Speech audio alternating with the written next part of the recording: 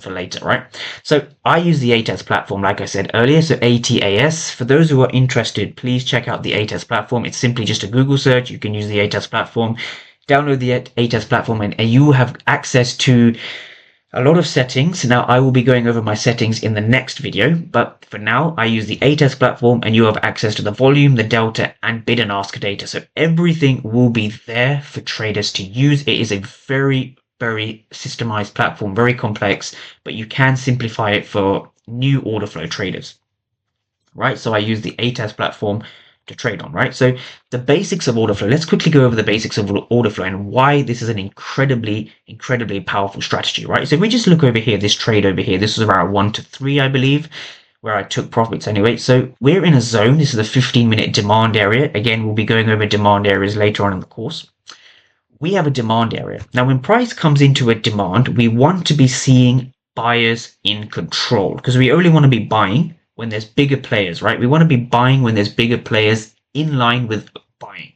So the way we do that is by understanding lower time frames. So this is a 15-minute entry. Now on the right, you will see a footprint chart of the exact same price action, but it's illustrated through footprint charts. And you can already see the contrasting differences between candlesticks and footprint charts. Footprint charts allow you to read who is passive and who is aggressive. Now, passive participants, I will briefly explain now.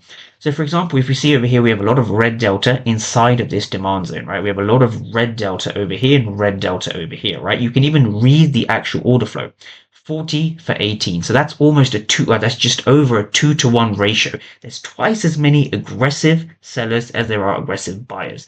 Despite that, the market moves up. So what does that tell you about the zone? What does that tell you about this zone? So we have a lot of aggressive sellers coming into this zone. Despite that, the market moves up. So this tells us that buyers are in control.